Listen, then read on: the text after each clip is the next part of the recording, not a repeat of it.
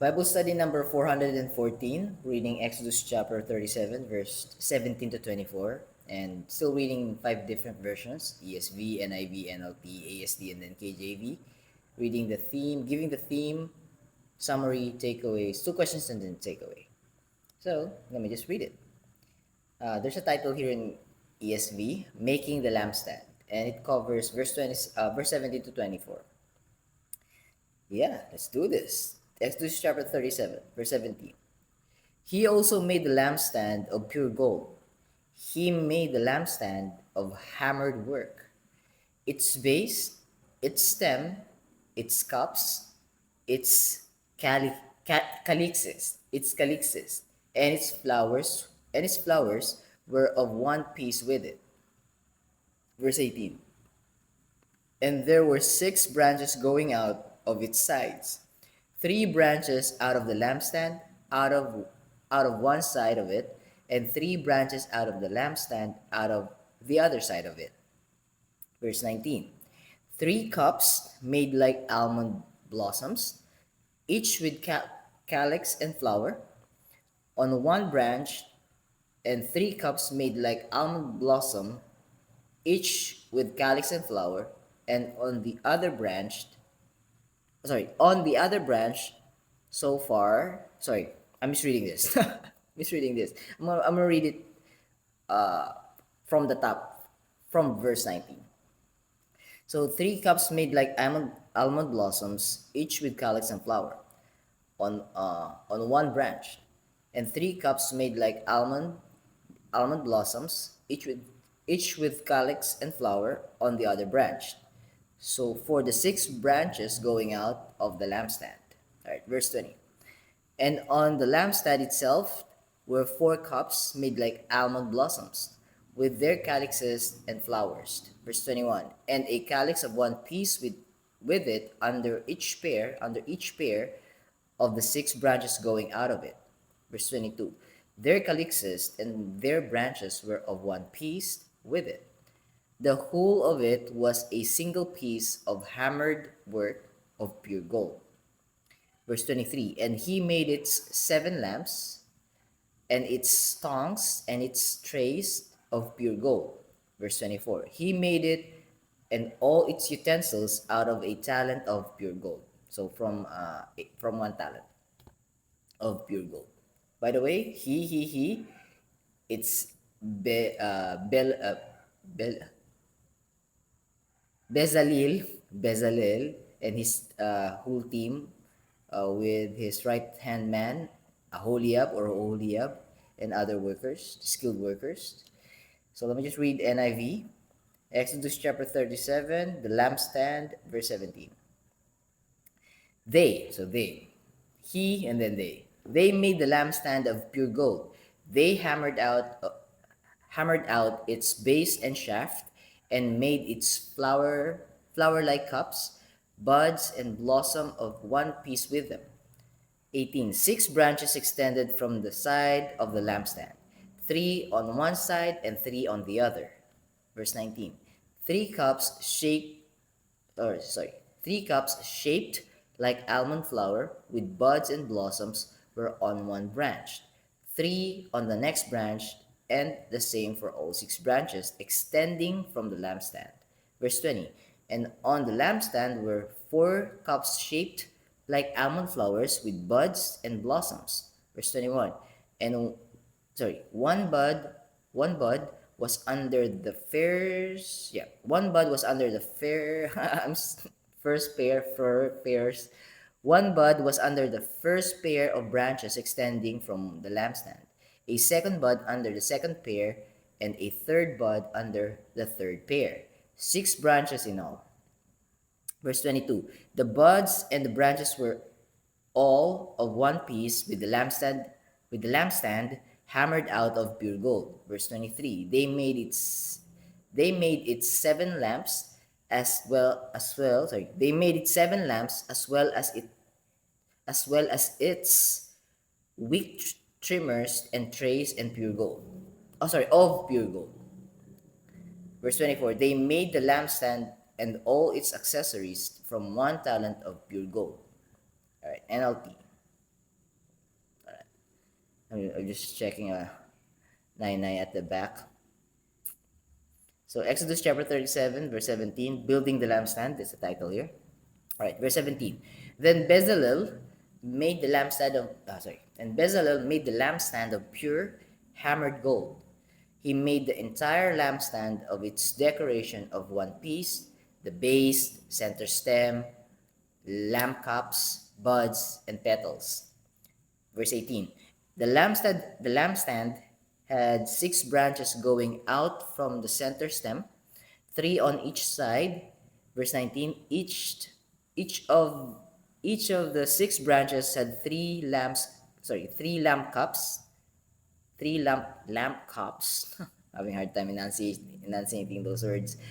Each of the 6 branches had 3 lamp cups shaped like almond blossoms, complete with buds and petals. Verse 20. The center stem of the lampstand was crafted with 4 lamp cups shaped like almond blossoms, complete with buds and petals. Verse 21. There was an almond bud beneath each pair of branches where the 6 branches extended from the center stem, all made of one piece. Verse 22. The almond buds and branches were all of one piece with the center stem, and they were hammered from pure gold. Verse 23. He also made 7 lamps for the lampstand, lamp snuffers, and trays, all of pure gold. Verse 24. The entire lampstand, along with its accessories, was made from 75 pounds of pure gold, 1 talent of gold. Alright. ASD, ang salita ng Diyos. Exodus chapter 37, verse 17, ang paggawa ng ilawan. Verse 17. Gumawa sila ng ilawang yari sa pinanday na purong ginto ang paa, katawan, at palamuting hugis bulaklak na ang iba'y buko pa lang, buds, buko pa lang, at ang iba na may nakabuka na, flowers, nakabuka na. Ang palamuti ay kasama ng ginawa ng gawin ang katawan nito. So one piece, made in one piece. Verse 18. Ang ilawan ay may 6 na sanga, tig-3 sa bawat gilid. Verse 19. Ang bawat sanga nito ay may 3 palamuting hugis bulaklak ng almendra, almonds, na ang iba ay buko, buds, at buko pa, still buds, at ang iba naman ay nakabuka na, blossoms, already blossomed. Verse 20. Ang katawan ng ilawan ay may 4 na palumuting hugis bulaklak ng almendra, na ang iba'y buko pa at ang iba naman ay nakabuka na. Verse 21. May isang hugis bulaklak sa ilalim ng bawat pares ng sanga na galing sa katawan nito. Ang lahat ay gawa sa isang piraso. Verse 22. Ang mga palamuti at ang mga sanga ay kasama ng ginawa ng gawin ang katawan ng ilawan na gawa sa pinanday na purong ginto. Verse 23. Gumawa rin sila ng 7 ilaw, mga panggupit ng mitsa nito, at mga pansahod sa upos ng mitsa ng ilaw. Purong ginto ang lahat ng ito. Verse 24. Ang nagamit sa paggawa ng ilawan at ang lahat ng kagamitan nito ay 35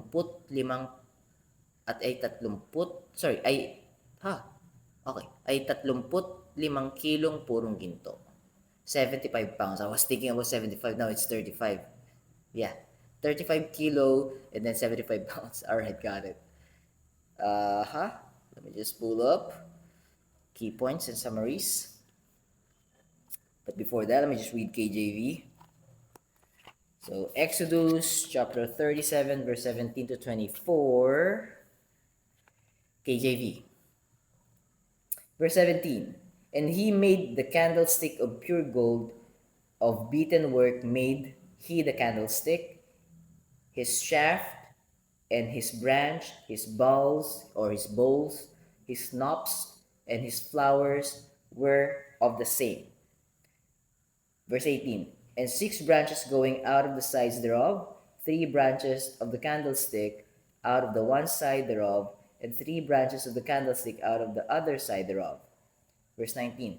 3 bowls made after the fashion of almonds in one branch, a knot and a flower, a knot and a flower, and 3 bowls made like almonds in another branch, a knot and a flower.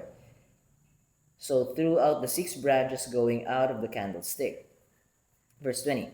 And in the candlestick were 4 bowls made like almonds, his knops, and his flowers. Verse 21. And a knot under 2 branches of the same, and a knot under 2 branches of the same, and a knot under 2 branches of the same, according to the 6 branches going out of it. Verse 22. Their knops and their branches were all the same.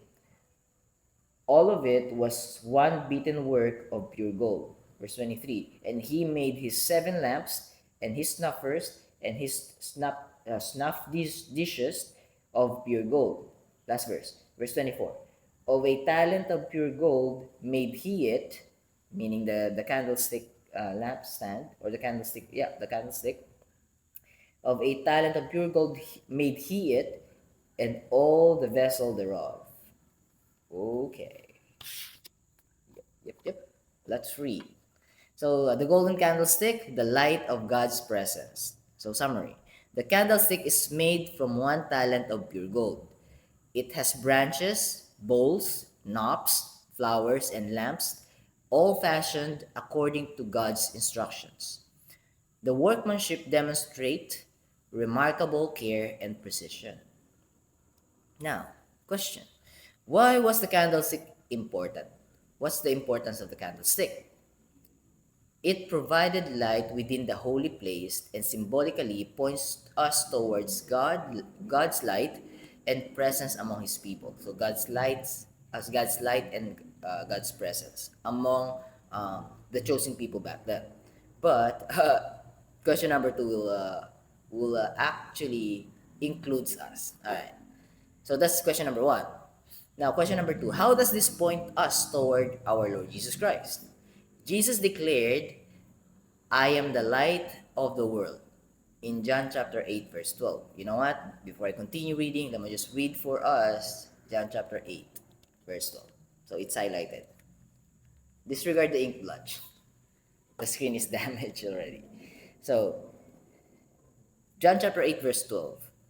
Then spake Jesus again unto them, saying, I am the light of the world. He that followeth me shall not walk in darkness, but shall have the light of life. I have a Bible study, and I'm putting up together these verses that supports each other regarding Genesis chapter 1, verse 1, 2, 3, 4, 5, and John chapter 1, verse 1, 2, 3, 4, 5, and John chapter 1, verse 14. I'm just gonna share this. We're almost done anyways. Genesis chapter 1, verse 1 to 3. In the beginning, God created the heaven and the earth. That's verse 1. Genesis chapter 1, verse 1. Verse 2. And the earth was without form, and void, and darkness was upon the face of the deep. Void, empty space. Darkness, you know what's the meaning of darkness. The earth was with form, and the earth, you know what? I messed up. In the beginning, God created the heaven and the earth was without form. There you go. And the earth was without form, and void, and darkness was upon the face of the deep. And the Spirit of God, the Holy Spirit of God, the Spirit of God, and the Spirit of God moves upon the face of the waters. Verse 3. And God said, let there be light. Now, if you can see here, the importance of the tabernacle, the importance of what's inside of the tabernacle, and the importance of everything inside of the tabernacle. Also, the importance of what's outside before the tabernacle, before you go inside the tabernacle. The brass bronze, or in Tagalog, planggana, if I'm not mistaken. Everything is important. And that's the reason why this is recorded. The verses that we're talking about right now, JB, what's the importance of God instructing these types of people or this group of people building this type of, everything is a foreshadowing. Everything has a purpose. And on this one, the light that entered the world. Remember this, or imagine this, or keep this in mind, bookmark this. The sun and the moon and the stars was not created yet. In Genesis chapter 1 verse 3. So what is the source of the light? It's God. Genesis chapter 1 verse 3, and God said, "Let there be light." And there was light. You know what's written in John chapter 1 verse 3? I'm gonna skip verse 1 and 2, but I'm gonna go back to it. Let me just share with you John chapter 1 verse 3. All things were made by him. All right, who's him? Later on, all things were made by him, and without him, there's nothing that has been made that was made. Without him, uh, there's nothing that has been made that was made. You know what? I think I'm butchering the verse, so I'm gonna go directly to it and read it for us. Verse 3, John chapter 1, verse 3. All things were made by him, and without him was not anything made that was made. John chapter 1, verse 3, right? Let's go back to Genesis chapter 1, verse 3. And God said, "Let there be light," and there was light. All things were made by him, and without him was not anything made that was made. And God said, "Let there be light," and there was light. Who are we talking about? John chapter 1, verse 1. In the beginning, God created the heaven and the earth. No. In the beginning was the Word, and the Word was with God, and the Word was God. The Word was in the beginning with God. Verse 2. And verse 3, all things were made by him. All things were made by the Word. Wait a minute. The Word, him. Now, verse 4, John chapter 1, verse 4. In him was life. Meaning, in the Word was life. And the life was the light of men. Candlestick, lampstand, creation of the lampstand, a foreshadowing of the light. In him was life, and the life, in him was life, and the life was the light of men. And the light shined in darkness, and darkness comprehended it not. Wait a minute. Genesis chapter 1, verse 2. And the earth was without form, and void in darkness. Emptiness and then darkness was upon the face of the deep, was upon the earth, covering the earth of darkness, and the earth was empty before. Now, Genesis chapter 1, verse 3, and God said, "Let there be light." And now, John chapter 1, verse 5 saying, "The light shineth in darkness, and the darkness comprehended it not." Other translation cannot overcome it, cannot overpower it. The darkness doesn't have any power or any dominion over the light, and the darkness couldn't understand why the light is powerful than him, because the darkness covers everything. The darkness hides everything from you, hides everything from the earth, but the light reveals it. Now, what's the importance? But before we go back to John chapter 8, verse 12, who is this Word?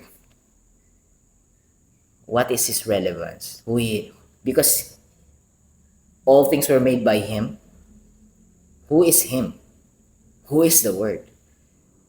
Just go deeper, dig deeper, read deeper. You will reach John chapter 1 verse 14. And the Word was made flesh and dwelt among us.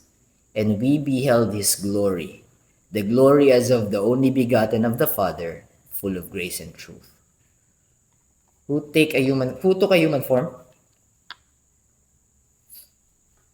And who dwelt among us? And who is the only begotten of the Father? It is our Lord Jesus Christ. Now let's go back to John chapter 8 verse 12. Then spake Jesus again unto them, saying, I am the light of the world. He that followeth me shall not walk in darkness. And God said, let there be light, and there was light. He that walketh with me, followeth me, shall not walk in darkness, but shall have the light of life. In him was life, and the life was the light of men. See the connection there? What does it mean? Why am I sharing this? Even though I've reached more than 20 minutes. It doesn't matter. I don't care if we go beyond 20 minutes. The earth back then, on the creation, on the first 3 verses, represents your heart. When your heart feels empty and couldn't be satisfied, even though you're feeling it with money, with worldly happiness, working for money, earning, saving money, and then buying the things that you thought could fill the empty space inside your heart. But after getting those things, you still couldn't understand why it's still empty. Hence darkness, because it's hiding what it's lacking or what it's missing. The darkness is hiding what's missing in your heart. Now, if you let the light in, imagine this. If you have a room and it's now probably 8:45 p.m. I'm doing my Bible study 8:45 p.m. 8:45 p.m. Go to your room. If there's windows and there's blinds, close the blinds. Or if there's curtains, cover the window. Make sure that there's no light coming in from the outside. And then close the door, stand beside the switch of the light, and then hold the switch, turn it off, close your eyes. And tell me if you could see anything. No light at all, eyes closed. You know there's something there inside your room. But because there's full of darkness, it's pitch black, you couldn't see it. So the darkness hiding the things inside your room. But once you open your eyes, you're still unable to see anything, or it's still a little bit darker. But turn on the light. You're standing beside the switch, right? I didn't ask you to move. Stand beside the switch, hold it, turn it off, then close your eyes, right? Now turn it on. You'll be able to see the things that the darkness is hiding. So if you let the light in inside your heart, aka Jesus Christ, because He's the Word. How can you let the light in? Read the Word, because the Word is our Lord Jesus Christ, and our Lord Jesus Christ is the light of the world. I am the light of the world. If you let Jesus Christ inside your heart, He will fill the empty space inside your heart like He fills the world on Genesis chapter 1 verse 3. And the darkness that covers your heart, making you unable to understand what's causing the unsatisfaction. You will be able to understand why why you are unable to feel it. Because the light will help you discern what's missing inside it. It's deep, right? I'm gonna make a presentation, and I'm just gonna talk about those verses and some other verses that points towards the light. But aside from that, let me just go back. We will not reach 30 minutes for sure. So let me just continue question number 2.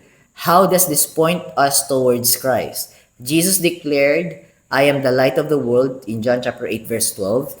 We don't produce our own spiritual light. We couldn't to save ourselves. We don't produce our own spiritual light to save ourselves. We trust the one who is the light of the world.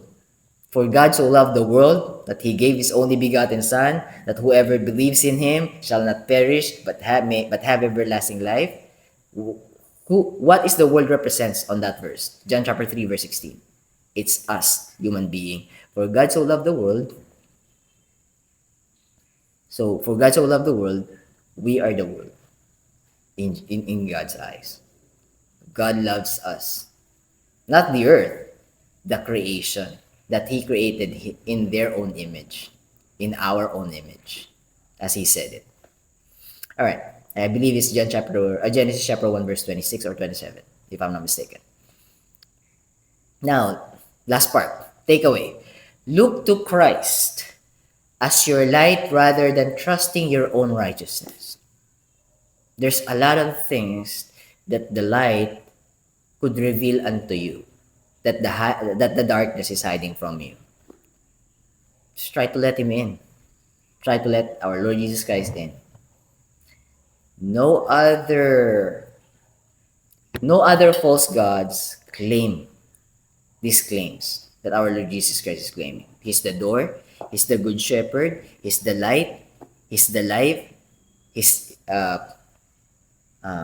vine. What else? There's a lot. He's the word.